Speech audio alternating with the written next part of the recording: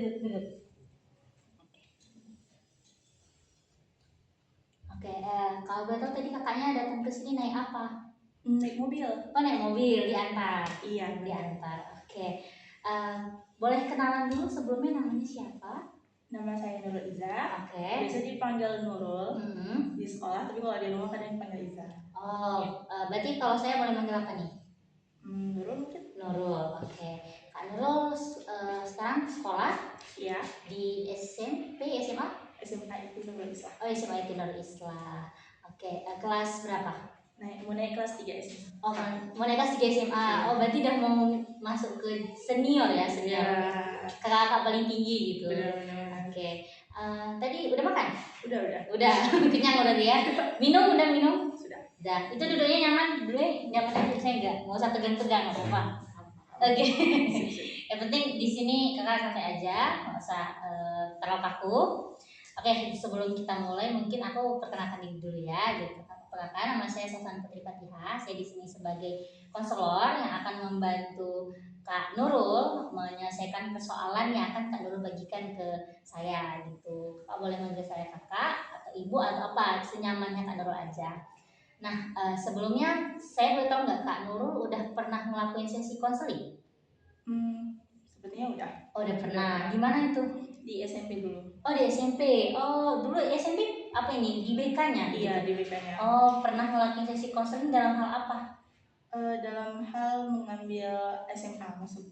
Oh iya, bakat minat berarti Iya. ya, nanyakin kemana saya akan lanjut SMA gitu. Iya, Oh, oke. Berarti udah tahu konseling itu secara umum gitu ya? Iya. Oke, boleh. Jadi saya mungkin jelaskan sedikit. Jadi konseling ini saya sebagai seorang konselor akan membantu Kak Nurul sebagai klien di sini bahasanya untuk membantu menyelesaikan persoalan dari Kak Nurul gitu. Tapi perlu Kakak ketahui ketika nanti di sesi konseling, hasil akhir dari persoalan yang Kak Nurul bagikan ke saya itu bukan di saya.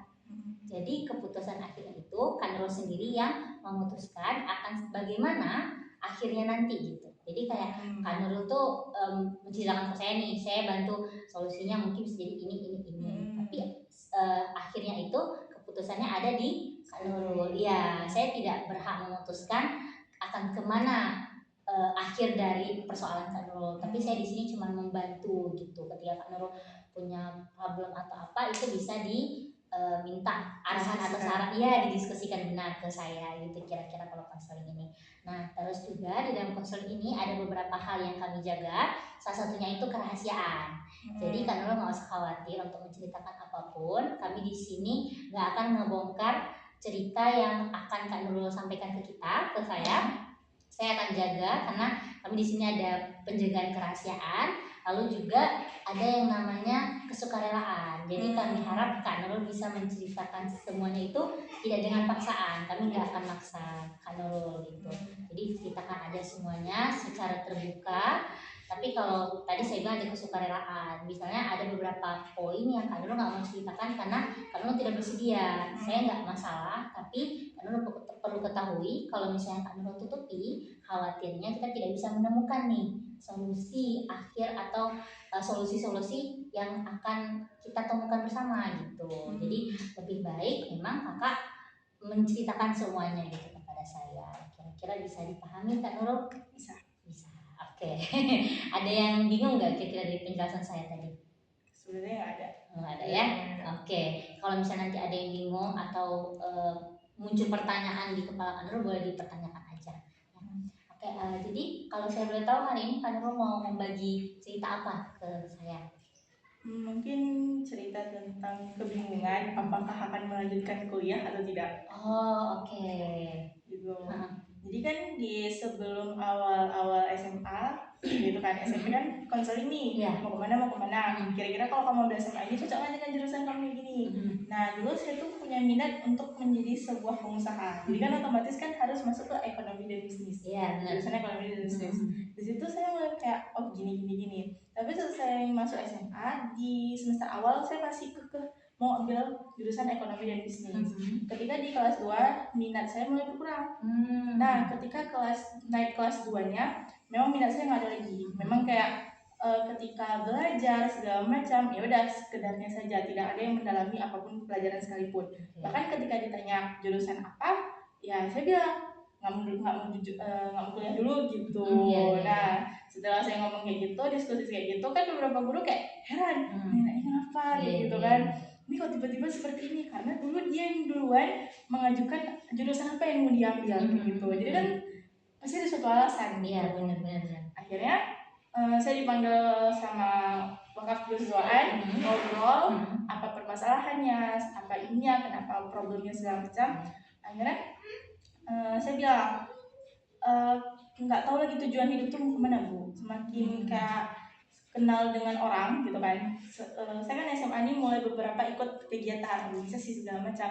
Jadi kayak makin terbuka kayak oh gitu ya, susah banget ya kayak gitu gini-gini, dan masih banyak alasan lain kan. Karena kata orang kalau misalnya jadi mahasiswa tuh sesuatu yang wow banget yang nggak kita dapatkan selama SMA, SMP dan SD dan TK gitu. Jadi oh iya gitu kan. Habis itu katanya di SMA tuh kita juga pasti bakal banyak relasi kawan dan organisasi segala macam. Terus saya mikir untuk apa? Itu kan yang jadi pertanyaan, itu untuk apa kayak gitu. Kalau memang ujung-ujungnya untuk mencari pekerjaan, kenapa nggak selesai SMA kita langsung cari kerja? Nah itu yang kayak aduh gimana ya kayak gitu, yang saya masih bingung dalam mencari jurusan. Dan apakah pertanyaannya saya memang saya mau lanjut kuliah gitu, dari pertanyaan diri kayak gitu. Itu yang menjadi kayak problem gitu Kak. Dari pernyataan kakak berarti kakak lagi mengalami struggle mengenai apakah akan lanjut kuliah atau tidak gitu. Nah kalau boleh saya tahu sebelumnya, tadi kan kakak ada bilang ada dipanggil sama wakaf kesiswaan. Kalau saya boleh tahu kakak bilang apa gitu ke kesiswaannya, alasan kakak tidak mau melanjutkan kuliah tadi, sedangkan tadi sebelumnya kakak udah jelas nih kami mau ke ekonomi gitu. Terus kenapa tiba-tiba ada muncul pemikiran untuk tidak ke sana gitu? Kayaknya mungkin nggak ada alasan khusus kan ya. Karena dulu ketika pas saya juga pas SMP mau lanjut kemana saya juga nggak tahu. Dan akhirnya saya kayak ikut kawan aja gitu kan. Ada aja kasih alasan pun sama dengan teman. Ketika udah SMA kayak apa ya, aku masuk jurusan ini kenapa ya, ini kenapa harus pertanyaan-pertanyaan gitu. Terus saya mikir gini, kan apa ya, saudara-saudara saya itu kan saudara kandung gitu Kak ya, mereka punya prestasi banyak segala macam, dan sedangkan saya tuh bisa dibilang kayak enggak gitu, maksudnya ke standar mereka tuh segini, saudara saya tuh segini kayak gitu gitu Kak. Jadi kayak ya udahlah kayak gitu kan, ngapain juga aku ngejar mereka kayak gitu. Tapi di satu sisi saya mau ngejar mereka kayak gitu.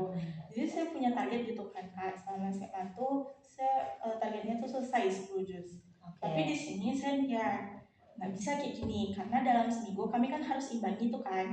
Sedangkan di sekolah saya karena sekolah baru, jadi semua pelajaran sosiologi, IPA, IPS segala macam itu digabungkan dalam selama 5 hari ini. Jadi waktu untuk tahfiz kami cuma ada 2-3 hari dalam sepekan itu, dan itu cuma ada 1 jam. Jadi di situ maksimalkan. Sedangkan saya dengan tugas segala menumpuk, jadi kayak ya udah ketinggalan. Di situ saya ngerasa apa aku lanjut hafalan aja dulu kayak gitu. Jadi sesuatu yang menjadi hambatan saya sekarang tuh yang pertama tuh karena uang gitu Kak, karena uang. Karena kan kondisi juga tahun depan adik-adik yang lain tuh kan masuk jenjang selanjutnya gitu kan, SMP, SMA, terus juga abang butuh juga uang kuliah segala macam. Jadi problemnya tuh kayak mungkin pertama tuh uang kuliah, yang kedua tuh mungkin karena alasannya tuh selesaikan dulu 10 juz nih, terus merajahkan dulu baru lanjut ke kuliah gitu. Berarti pertimbangan ini kita lihat satu ya. Saya tangkap tadi satu pertama pertimbangan kakak nggak mau kuliah. Salah satu alasannya tadi yang saya pahami, kakak ada menyatakan bahwa ada standar yang berbeda ketika antara saudara-saudara kakak dan kakak. Saya mau coba gali yang itu dulu. Kenapa kakak bisa menyatakan standar prestasi mereka tuh lebih dari kakak? Maksudnya itu dari penilaian apa gitu? Kenapa bisa muncul pemikiran seperti itu? Jadi kan abang ya, mulai dari abang dulu kan. Kami berlima saudara nih Kak. Jadi dari abang itu, abang tuh punya setiap dulu di SD, abang tuh selalu masuk 3 besar, nggak pernah turun segala macam. Ketika SMP, abang selalu masuk 5 besar, nggak pernah turun dan nggak pernah naik. Nah, jadi kan setiap itu pasti gurunya bakal kasih piala atau sesuatu sertifikat segala macam itu untuk apresiasi. Nah, abang itu berbakat juga di bagian tahfiz. Dan hafalan dia masya Allah tinggi gitu, di atas 10 juz gitu kan. Jadi guru-guru tuh selalu kayak wow banget. Dan ketika di SMA, gara-gara dia apa ya, punya basic Islamnya tuh tinggi, akhirnya gurunya tuh walaupun dia nggak bisa basic di MTK segala fisika, jadi guru itu selalu letak di nilai tertinggi dan akhirnya dia selalu masuk 10 besar dan dia masuk ke SNBP. Nah, menurut jalur undangan adik saya di SMP yang anak ketiga nih, dia tuh di pendidikan tidak, tapi ketika dia di bidang tahfiz dia tinggi Kak. Sedangkan hafalan saya masih di sini dia udah tinggi. Nah, terus juga dia tuh sering ikut lomba-lomba kayak pidato, sering ikut lomba ini itu di luar sana memanah segala macam. Jadi saya ngerasa kayak kok mereka seneng ya gitu kan. Kok aku kayak mau juga lah kayak gitu. Sedangkan yang di SD yang anak 4 nih, dia setiap dari kelas 1 gitu Kak ya, dari kelas 1 tuh gurunya setiap bagi rapot pasti selalu kasih piala ke dia. Karena pertama hafalannya tinggi, yang kedua itu dia pendidikannya juga tinggi Kak. Dari bidang aspek apapun dia kecerdasannya tuh lebih daripada kami ini. Nah, sedangkan yang di ini dia nggak di pendidikan, tapi dia ada di bagian fisiknya, seperti kayak olahraga segala macam. Dan seperti kemarin dia menang apa tuh lomba lari kayak gitu, dan itu wah gitu kan. Sedangkan aku aja di TK SD mungkin enggak kayak gitu, aku lebih ke non akademik dan aku lebih tertarik yang enggak sesuai dengan pelajaran pendidikan. Sedangkan mereka walaupun yang enggak suka di non akademik, tapi mereka bisa mendapatkan piala, sesuatu yang bisa membanggakan orang tua. Gitu. Oke, tadi aku udah mention tuh sebenarnya. Kak bilang adik-adik saudara-saudara kakak tadi yang dari abang, adik segala macam, mereka berprestasi di bagian akademik dan akademik. Oke, saya mau nanya berarti kalau dari kakak sendiri, boleh nggak diceritakan prestasi apa yang kakak udah pernah dapatkan? Prestasi sekecil apapun, saya mau dengar. Kayaknya baru lomba cerpen sama baru kemarin alhamdulillah masuk 10 besar lomba pidato yang dari Bank Indonesia. Itu doang. Mungkin yang lainnya nggak ada Kak. TK nggak ada. Kalau TK tuh dulu sering tampil aja. TK sama SD sampai kelas 3 tuh sering tampil nari. Gitu. Tampil nari. Jadi sejak kelas 4 saya nggak ikut lagi karena kan tukaran sama adik-adik ya gitu sanggarnya. Terus ketika udah pindah ke Banda Aceh, nggak dikasih lagi kan nari, pas mau nari nggak dikasih, udah saya nggak usah lagi kayak gitu kan. Jadi minat nari saya masih ada tapi nggak lagi gitu Kak. Dengan posisi ya banyak juga kan tugas sekolah yang udah menumpuk, ya udah tinggalin aja gitu. Dari SD berarti nari tuh. Terus setelah itu ada lagi nggak yang diingat? Hafalan apapun, matematika, bahasa Inggris yang nilainya tinggi? Nggak ada. Serius Kak. Kalau di bidang IPS mungkin ada. Tapi kan IPS sering orang nggak anggap ya. Kalau IPA mungkin iya. Coba diceritakan yang IPS apa nih? IPS mungkin saya ada di bakat di sejarah Kak. Karena kan saya sering baca-baca sejarah jadi seru gitu kan Kak. Sejak saya meninggalkan nari, kakak sepupu saya ngajak yuk kita jalan-jalan ngeliling sejarah. Dari situ saya suka sejarah. Nah di situ nilai IPS saya meningkat. Di situ pasti selalu di atas 85 90 gitu kan. Tapi ya mau gimana pun pasti IPA sama MTK pasti turun kayak gitu. Sedangkan abang saya MTK sama IPA ya mereka tetap naik kayak gitu. Jadi di situ kayak kok IPS mereka bisa naik, IPA juga mereka naik, MTK mereka naik, segala dan akademik bisa naik. Sedangkan saya kayak cuma satu bidang nih, kok enak banget gitu. Jadi udahlah gitu. Berarti kakak ngerasa abang kakak, ini patokannya berarti ke abang nih ya posisinya. Dia punya nilai yang tinggi di semua pembelajaran, sedangkan kakak mungkin ketika satu pembelajaran naik, yang satu lagi tidak naik gitu. Jadi sehingga kakak berpikir aku masih kalah dari abang gitu. Tapi pernah nggak tanya persepsi abang tentang diri kakak? Ini persepsi kakak tentang abang, persepsi abangnya tentang diri kakak, pernah nggak gitu? Pernah bertanya nggak? Oh pernah. Apa jawabannya? Dia ini sama saya. Jadi kan abang tuh sama adik-adik yang lain, sama saudara-saudara lain, mereka dibatasin untuk kayak keluar rumah. Pokoknya mereka keluar rumah, nongkrong sama teman segala macam. Sedangkan saya hampir setiap pekan ada.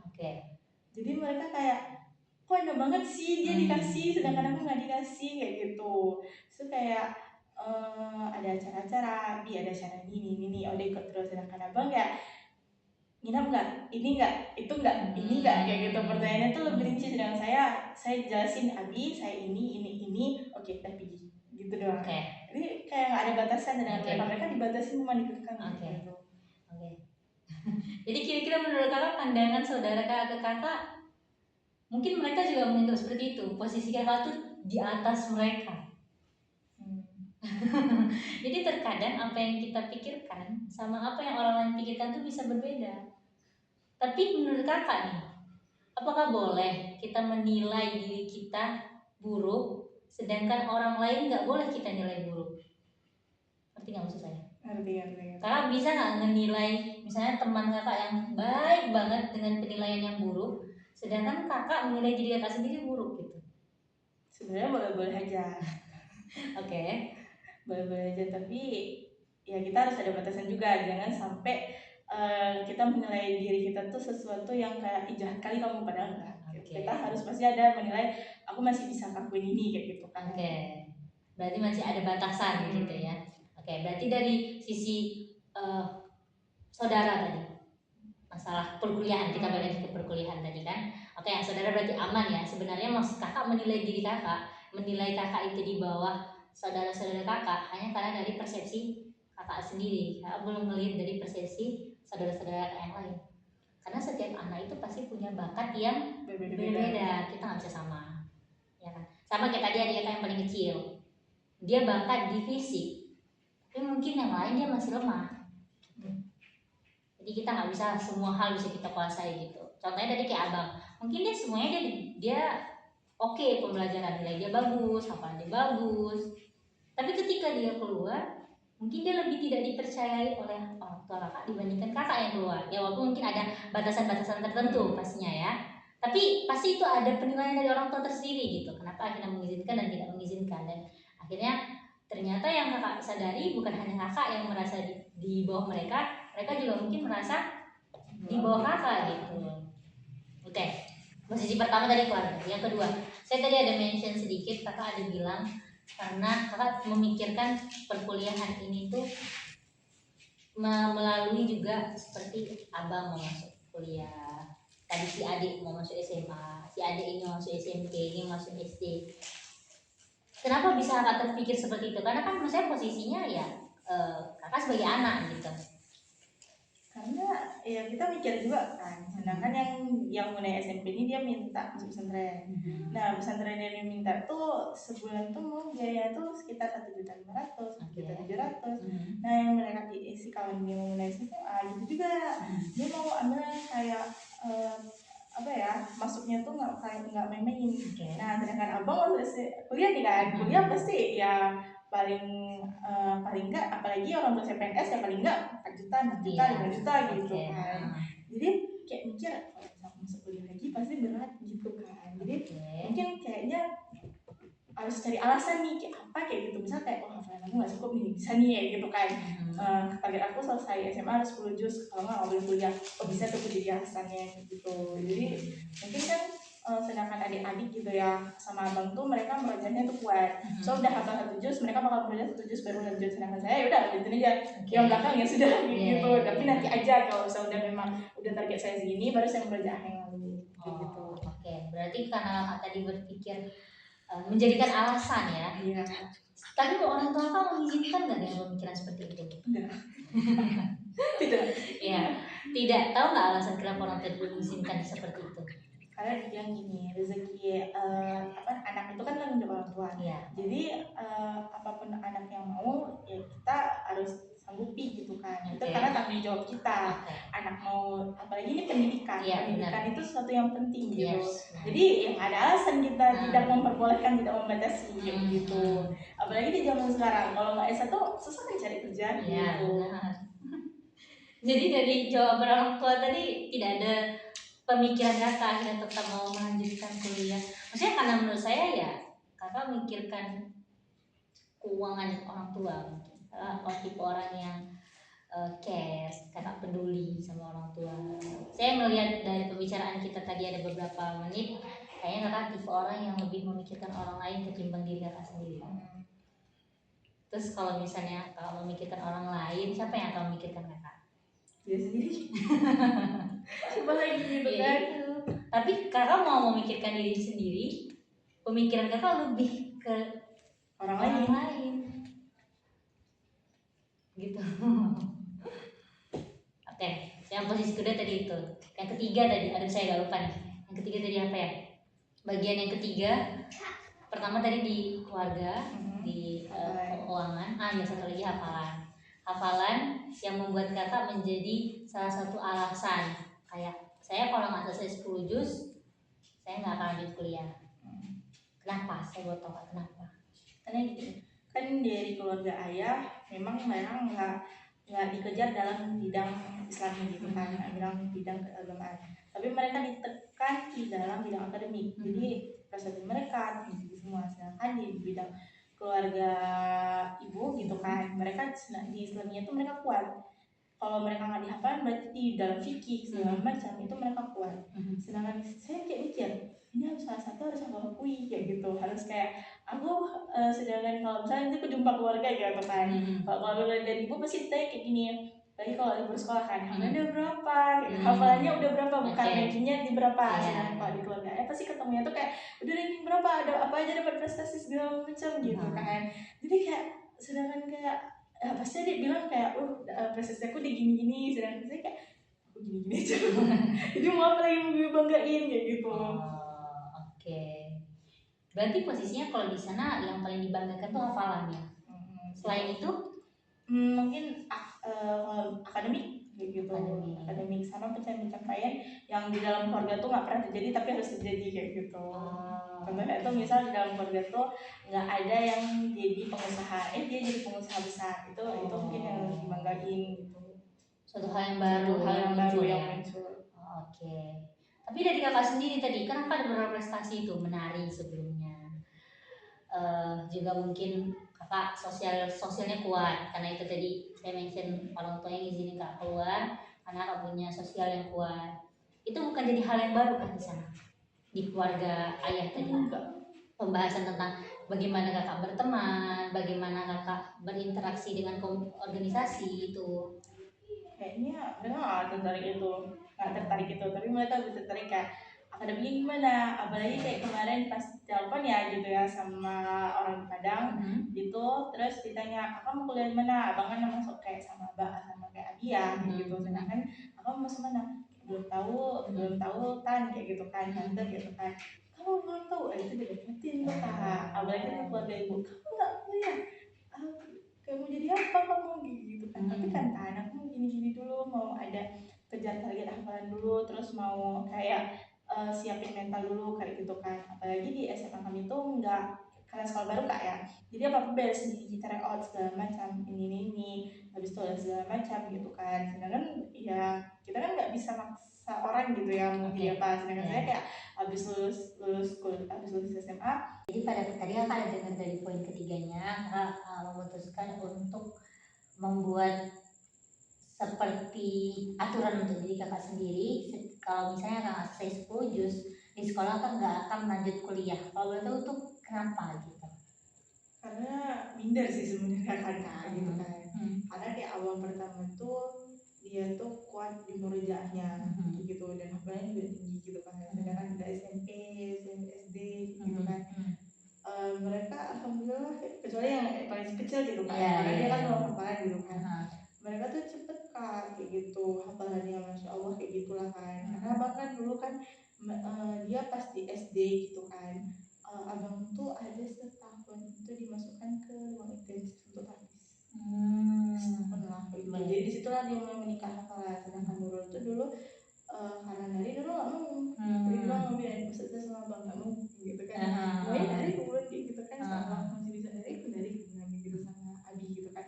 Oh ya sudah kata Abi, kalau memang itu maumu kayak gitu kan, yang penting apa namanya akademik juga ditinggiin ya kayak gitu kan, ya kayak gitu kan, yang penting kan nggak terlalu ranking gitu kan, karena dulu pas di kan Nurul SD 2 ya kak, SD 1 di Medan, satu lagi di Banda Aceh, dari kelas 5 sampai kelas 6 di Banda Aceh, sedangkan dari kelas 1 sampai kelas 4 di Medan gitu kak ya.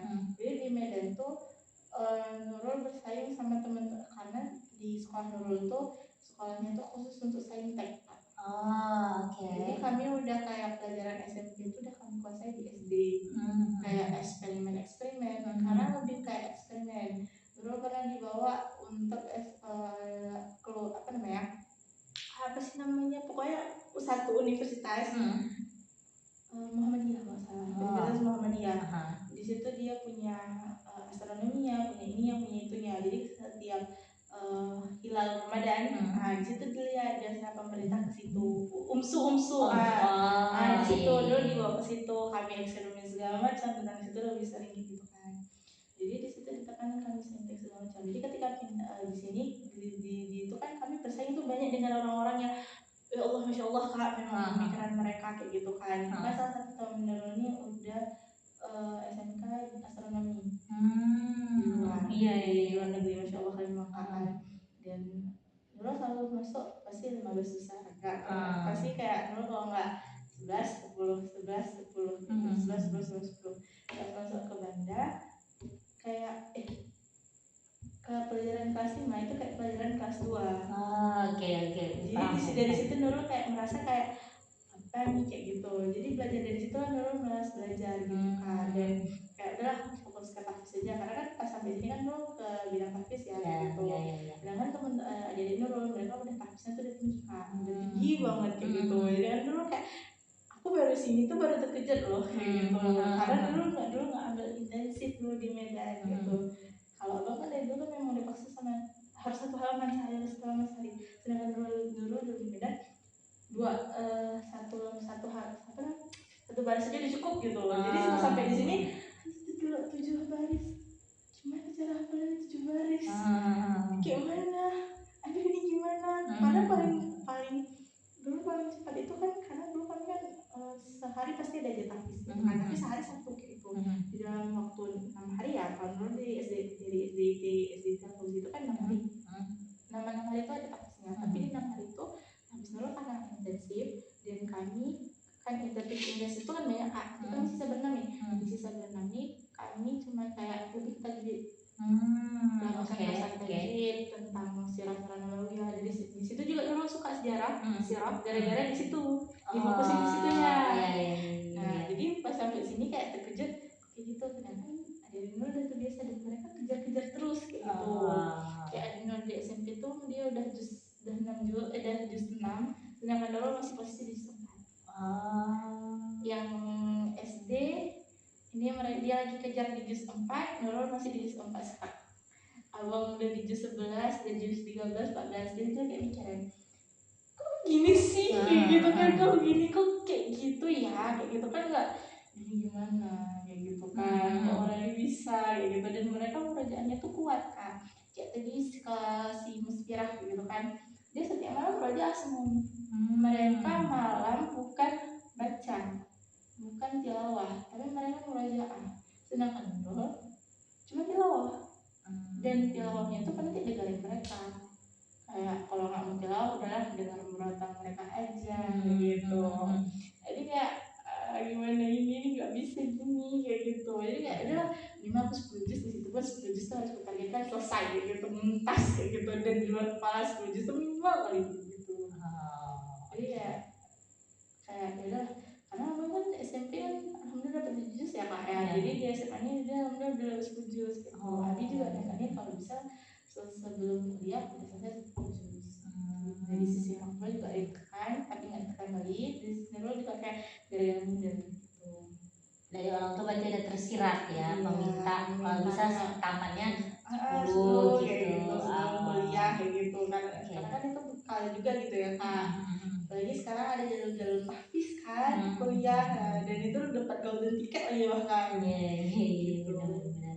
Tapi dari Nurulnya sendiri kira-kira merasa sanggup nggak mencapai target ini tadi dalam waktu 1 tahun lagi, berarti ya 1 semester untuk pembelajaran lagi gitu? Iya benar-benar. Gimana?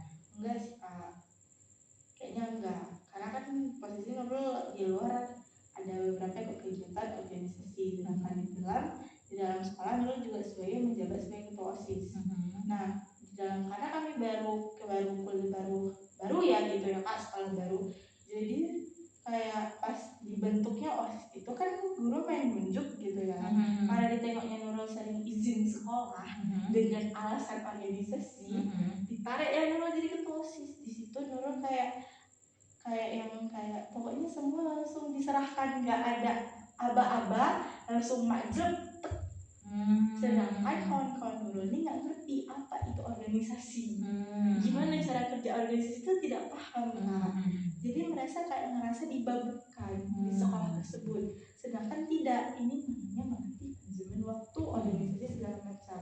Jadi ketika Nurul kayak kemarin ada acara maulid gitu ya, mau gabung sama anak SMP, Nurul batal, Nurul nggak mau gabung karena itu kan acara pertama kami ya, acara kami pegang, acaranya besar, gabung sama anak SMP lagi. Nurul langsung tolak, bu kayaknya kita nggak usah, kita belajar sendiri. Kenapa? Acaranya digabung sama hari HGN. Dan itu lebih lucu lagi Kak, acara HGN-nya. Kenapa? Hari gurunya tuh lucu lagi Kak. Masa hari guru digabungin jadi maulid. Jadi pagi murojaah terus main. Asik. Karena kayak pagi maulidnya, siangnya kita hari guru gitu. Bener. Jadi kayak nggak balance di situ. Terus posisi yang tahu gimana cara bikin rundown, RAB segala macam, itu cuma Nurul yang tahu. Nah, jadi kan Nurul tahu tuh teman-teman Nurul nggak bisa. 2 bulan sebelum itu Nurul udah latih mereka kayak mana cara buat RAB gini segala macam. Dan yang paling susah tuh kawan yang di bidang acara, karena mereka nggak paham kenapa harus kita bikin rundown, kenapa nggak jalan gini aja, ini gimana, itu gimana. Yang bikin ambil acara itu kan kawan Nurul nih, satu lighting gitu ya, dan dia pintar Kak orangnya gitu kan. Jadi kayak ya terus ini kenapa harus diletak, ini harus kayak mana cara manajemen waktunya gini-gini. Habis itu nanti kan ini kayak mana kayak gitu, kok bisa pas nggak mungkin lah kita 10 menit cuma main games ini cukup, bilang kayak gitu kan, bahkan lebih lagi Kak waktunya gitu pas di hari hanya gitu. Jadi di situ kayak harus melatih gimana cara, nggak mungkin kayak gitu, nggak mungkin ini ya kayak gitu.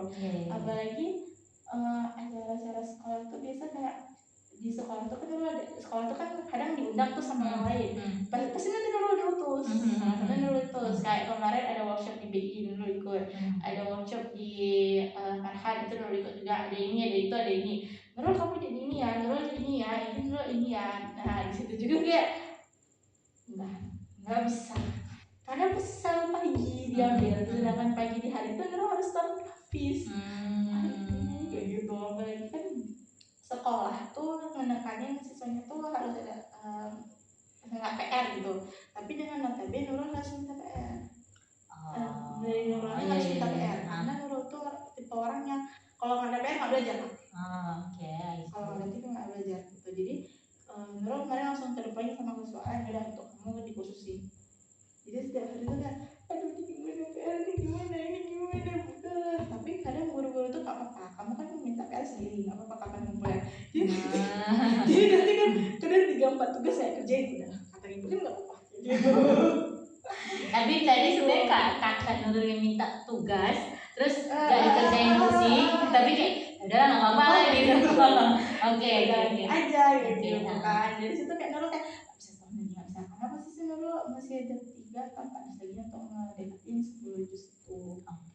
Jadi aduh ini gimana ya, bisa gitu, harus cari cara lain gitu. Kemarin dapat tawaran gitu, kamu mau nggak jadi mustifah di salah satu pesantren dengan syarat ini kamu golden ticket nih kalau saja tuh, karena saja tujuan kayak kamu kamu nggak apa gitu, tapi kamu minimal setahun di situ biar kamu cari mustifah untuk pendidikan. Jadi kayak selesai sama ustazah, iya boleh kata ustazah tuh, selesai iya kayak gitu. Jadi kayak ambil nggak ya kayak gitu kan, karena lumayan kan di situ selama setahun kita di situ kan belajar, tapi selesai aku 10 juz di situ udah dengan muntah sudah selesai kayak itu kan. Karena dulu betul-betul iri sama orang-orang yang bisa tren kayak itu, karena mereka bisa balance kan, walaupun hafalan mereka cuma 1 juz 2 juz, tapi mereka udah di luar kepala gitu. Oke. Nah, tapi dari Kak Nurulnya sendiri, sebenarnya Kak, dari dalam diri Kakak sendiri, jangan dengarkan pendapat orang, kita kesampingkan semua alasan tadi yang ada di keluarga Abi yang menyatakan hafalan penting ini segala macam, ini yang penting, hafalan yang penting, akademik yang penting, ini yang penting, kuliah yang penting segala macam. Dari Kakak sendiri, saya mau dengar Kakak pengennya selesai kuliah ngapain? Selesai SMA ngapain? break dulu selama setahun. Di situ apa ya, cari sesuatu apa ya, karena kan selama ini hidup tuh nggak jalan lurus-lurus aja gitu ya Kak ya, pasti banyak masalah yang kita nggak bisa hindar, dan orang kenal Nurul tuh yang pertama tegas, keras otaknya gitu kan. Terus kalau dibilangin kayak larangan adalah perintah gitu kan, larangan adalah perintah, jadi ya mau gimana lagi. Di situ Nurul cuma bilang kayak udah selama setahun tuh kita healing dulu bentar, dan dengan database healing itu bukan healing betul-betulan healing Kak, bukan kayak nggak ada kerjaan ini semuanya nggak ada. Tapi di situ Nurul targetkan selama itu 6 bulan target awal itu Nurul harus bisa selesai 10 juz, belum lagi muntasnya, itu minimal udah selesai 10 juznya. Terus di situ Nurul mulai belajar gimana cara masuk kuliah, karena Nurul kayak tipe orang yang kalau dipaksa nggak suka, makin ditegur makin dia nggak akan kerjakan gitu, kerjakan ya kalau mau kerjain aja gitu, kayak apa sih gitu. Karena kan kalau Nurul kan misalnya kan misal udah Nurul aja dulu ya bentar 5 menit, itu betul-betul bakal Nurul dikerjakan 5 menit. Tapi kalau misal ditegur terus 3 menit akan Nurul kerjain, nggak akan sama sekali. Jadi kesel sih sebenarnya orang tua gitu kan, tapi di satu sisi kayak biarin aja mampus itu kayak gitu kan, biarin aja. Tapi dalam hati kecil Nurul tuh Nurul nggak boleh gitu. Jadi di situ Nurul perbaiki, kayak dari pertama kamu nggak boleh kayak gitu, perbaiki sifat, perbaiki mulai dari diri sendiri.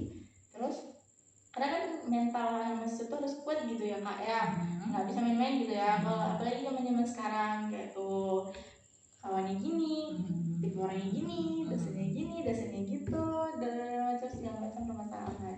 Jadi kayak udah ambil nafas dulu sama setahun. Kita di situ kita kalau mau lulus SMA kita fokuskan untuk lulus SMA dulu, baru kita fokuskan untuk masuk kuliah gimana selama setahun itu. Jadi di situ Nurul masuk les dan nah apalagi kan Nurul bisa dibilang bahasa nggak bagus gitu ya Kak, maksudnya dari mulai bahasa Inggris, bahasa Arab, Nurul di situ kayak mana ya, dalam bahasa Inggris aja Nurul kayak susah gitu kali pengucapan. Jadi kan belakangan ini Nurul kayak mulai belajar dikit-dikit dari menonton film ini segala macam, download aplikasi yang bisa ngedukung untuk Nurul bisa belajar bahasa Inggris. Tapi di situ Nurul merasa kayak karena jiwa Nurul tuh kayak kalau makin dipaksa, kalau gue nggak ada mood gue nggak mau.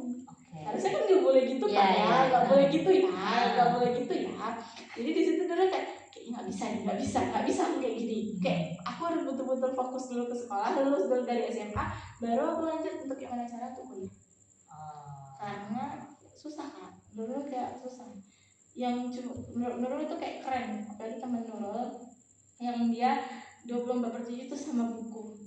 Kak bayangin aja buku biologi Kak setebal ini, dalam waktu sebulan dia habis belajar materi semuanya. Buku biologi, fisika, kimia, bahasa Inggris semua dia telan, kayak nggak tahu Nurul kayak mana bilangnya. Kayak apa ya? Kok bisa kayak gitu? Tapi bawaannya canda Kak. Dia kita chill kayak gitu. Kayak apa ya? Kok bisa gitu? Dan Nurul tahu ternyata dia kayak pagi bangun jam 7 atau jam 8. Dia sering kali datangnya telat Kak, Masya Allah berapa telat ya. Tapi ya guru nggak masalahin dia, karena kan posisi dia juga kayak punya database, kayak dia nggak pintar, berarti dia belajar dulu. Enggak, dia bangun jam 7 sholat segala macam, udah nggak sekolah mungkin nanti sampai sekolah jam 8 lewat 15, jam 8 lewat sekian dan segala macam. Sampai dia naik atas, nggak ada pemisah bukunya, dan naik belajar bisa di sekolah dia nggak ada kerjaan Kak tuh apa itu namanya kayak LKS kan nggak ada Kak, nggak ada KKS nggak ada sama sekali, nggak ada tuh. Pokoknya dia kayak ya udah dengerin aja gurunya apa dibilang. Tapi otak dia, kalau Kak tahu ada satu buku tuh itu penuh dengan rangkaian soal di kepala dia. Dia suka kali ngerangkai soal Kak. Jadi selama guru dia kan udah belajar tuh di rumah, dia nggak akan dengerin guru, tapi dia dengerin guru cuman pas kayak misal materi ini aku nggak paham di rumah, oke baru aku dengerin. Habis itu dari pulang sekolah tuh dia pulang ke rumah, nggak pulang ke rumah dulu Kak.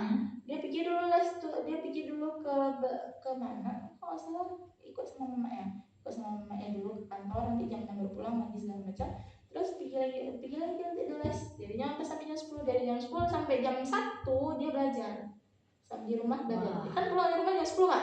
Jadi jam 10 sampai jam 1 dia belajar. Jadi dari jam 1 sampai jam 3 dia ngapain Kak? Scroll TikTok. Dari jam 3 sampai itu baru tidur. Karena dia dia dulu dia nggak suka belajar awalnya Kak. Karena dia punya insomnia.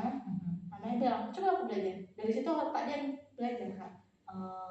Jadi ketika liburan dia susah kali diajak keluar. Karena di ketika waktu liburan dia kerjanya Kak 24 dia tidur selesai bagi rapot dia bakal tidur dari awal liburan sampai akhir liburan. Ketika awal liburan kayak beruang gitu ya. Jadi kayak Allah kayak gitunya anak kayak mana kok bisa hidup. Jadi kamu nggak ada asosiasi kenapa Mas gitu kan, ngapain kayak gitu kan. Jadi ya Allah dia pintar kali Masya Allah Kak gitu. Memang gitu kan, karena dia targetnya memang kedokteran. Orang ayah sama ayahnya dulu dokter. Mamanya ini pintar juga kan Masya Allah kayak gitu kan. Tapi kalau dulu tengok kayaknya yang dari muka dia tuh muka bukan orang pintar kan. Muka orang biasa yang, karena dia pertama suka musik 24/7 di sekolah dia masih sama kawannya tuh musik. Nah, tapi ketika ditanya pelajaran, itu gini aja kata dia, ngapain kau ribetin, kau ngapain pakai rumus nih, kan ada rumus ini kata dia kan. Kita nggak tahu rumus nih, jadi nggak guru kadang nggak masuk nitipin pertanyaan materi ke dia. Dia jelasin satu papan tuh Kak sama kami. Dia jelasin satu papan tuh dan penjelasan dia tuh paham. Memang anaknya bisa ya dijelasin gitu. Keren gitu ya. Iya. Kamu berarti Kakak kagum gitu dengan dia. Iya kagum sama dengan dia, tapi enggak kagum banget sih Kak. Jadi gimana ya, kadang ya pasti orang punya sisi positif dan negatif. Ada Nurul harus di sisi negatifnya, karena sesuatu orang pasti sisi negatif termasuk Nurulnya gitu kan. Kalau Nurul kan kalau itu udah punya gue ya udah punya gue, nggak usah ganggu gugat gitu. Jadi Kak Nurul ini emang tipenya sangat ini ya. Setelah kita banyak bercerita, saya nangkep Kak Nurul ini tipe orang yang memang sangat peduli dengan orang di sekitar. Kak Nurul melihat orang di kanan, Kak Nurul melihat orang di kiri, Kak Nurul bisa menilai orang ini baik, orang ini tidak baik. Tapi Kak Nurul sendiri masih bingung sama diri Kak Nurul sendiri gitu. Dan itu sangat disayangkan sebenarnya, karena Kak Nurul punya potensi yang besar. Tadi contohnya Kakak menilai teman Kakak ini orang yang hebat dengan dia bisa belajar, dia 24 jam dengan buku, mungkin ya berapa jam langsung scroll TikTok satu dan tidur gitu kan. Tapi ya Kak sendiri sadar nggak, Kakak tadi sudah bisa menjadi seorang pemimpin dimana nggak semua orang dapat privilege itu. Tadi contohnya Kak bilang kegiatan yang dimana mereka nggak tahu cara bikin hal, mungkin kalau Kak Nurul tuh sederhana, random, RAB, kayak siapa sih yang nggak bisa bikin random RAB gitu kan. Tapi nggak semua orang bisa membuat itu. Jadi Kak Nurul tuh punya potensi yang dimana Kak Nurul tuh nggak sadar itu tuh sebuah potensi yang hebat gitu. Terus tadi Kak Nurul ada mention Kak Nurul khawatir kalau kuliah akan menemukan masalah-masalah dan harus menjadi orang yang hebat terlebih dahulu. Saya mau ngasih testimoni sedikit, mungkin saya sebagai seorang mahasiswa juga. Sebenarnya menjadi mahasiswa tuh nggak seribet itu. Memang iya, dunia perkuliahan tidak segampang saat dari sekolah. Karena ketika di sekolah kita punya guru yang siap 24 jam. Sedangkan mungkin di perkuliahan dosen tuh nggak bisa 24 jam kita hubungi. Itu pun nggak semua dosen mau untuk ditelepon, mau untuk di chat. Mereka maunya dikejar gitu kan. Tapi itu memang kenyataan di dunia luar gitu. Maksud saya bukan hanya ketika Kak menjadi mahasiswa saja. Kalau di pekerjaan lebih ribet lagi gitu.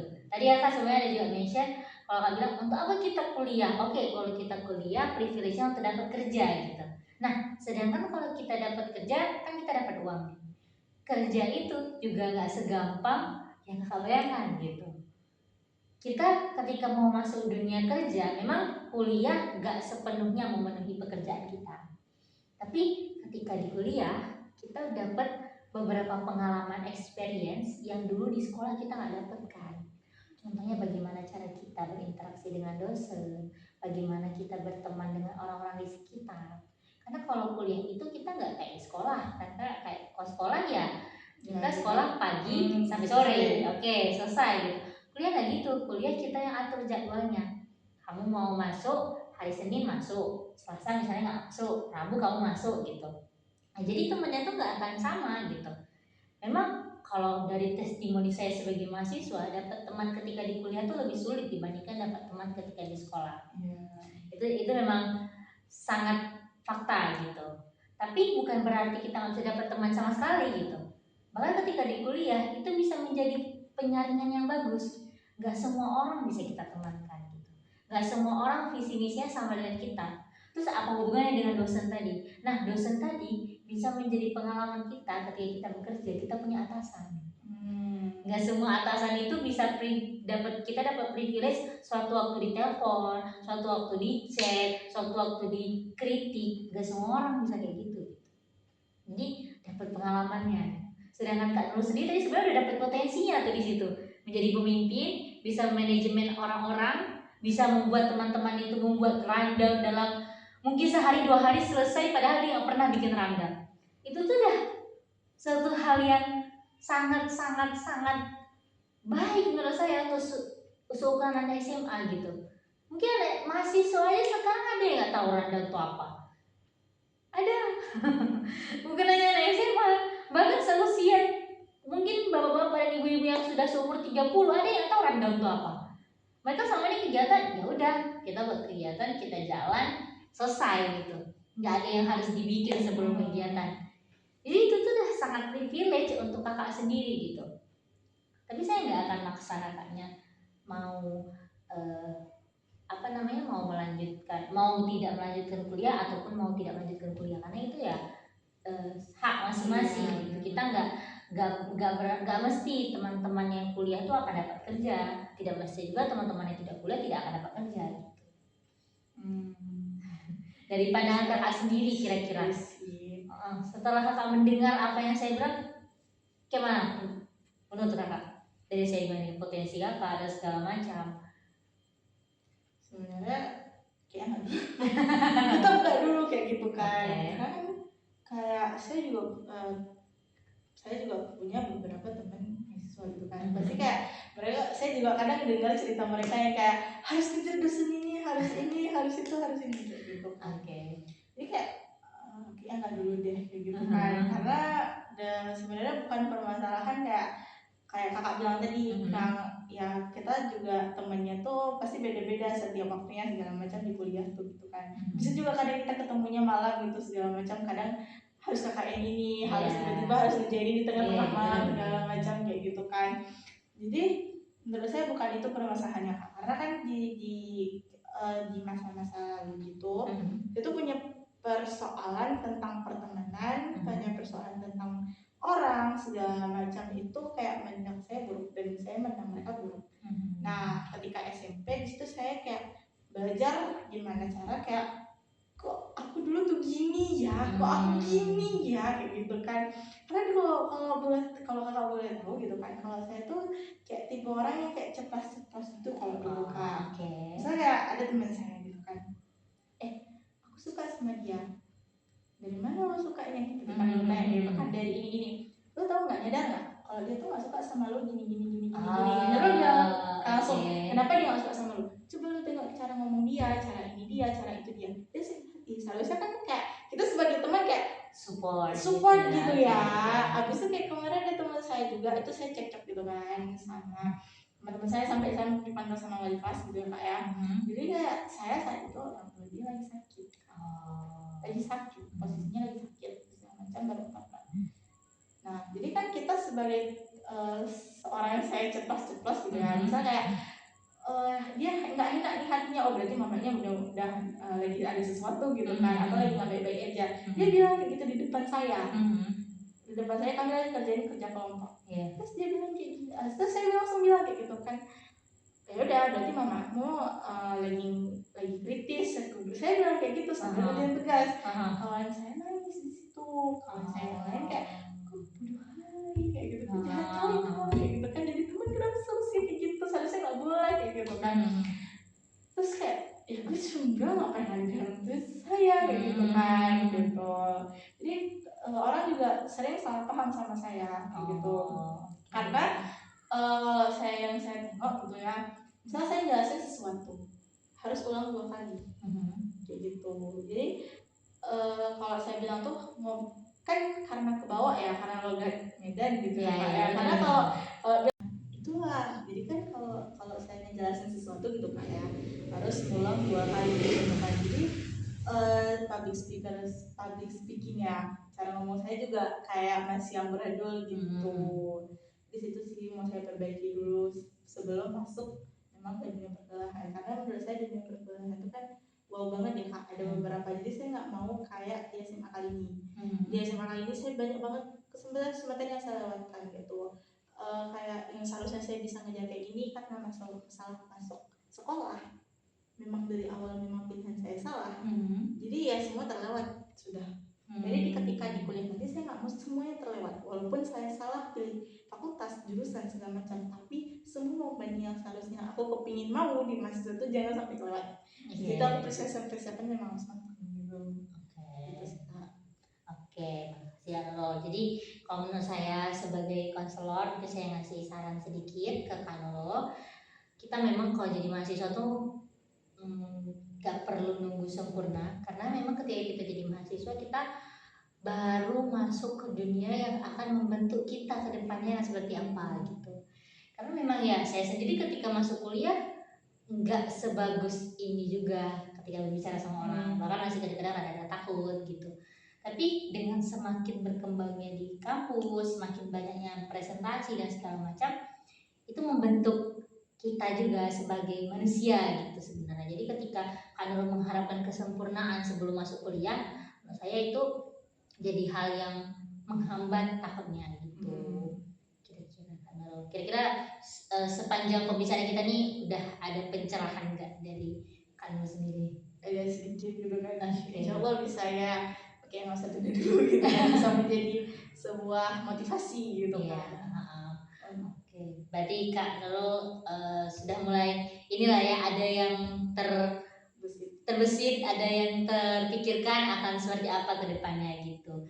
Oke, terima kasih banyak Kak Nurul untuk waktunya atas sesi konseling ini. Kami menghargai sekali kedatangan Kak Nurul ke sini, itu udah sangat hebat karena nggak semua orang bisa menceritakan semuanya gitu. Dan saya sangat senang gitu bertemu sama Kak Nurul hari ini. Kira-kira Kak Nurul mungkin kita akan melanjutkan ke sesi selanjutnya untuk menyelesaikan pencerahan lebih lanjut lagi gitu, karena memang perjalanan Kak Nurul masih panjang ini ya, masih banyak yang harus diselesaikan gitu. Tapi kita selesaikan secara bertahap karena memang semua itu nggak bisa secara sekali ya kan, sekali pertemuan langsung selesai. Jadi kira-kira Kak Nurul akan kembali lagi kapan gitu? Mungkin bisa sebulan atau 3 bulan lagi gitu. Oh, sebulan atau 3 bulan lagi ya. Oke. Baik, terima kasih banyak Kak Nurul. Saya akan tunggu Kak Nurul di sesi konseling kita selanjutnya. Makasih banyak Kak Nurul. Ya, sama-sama.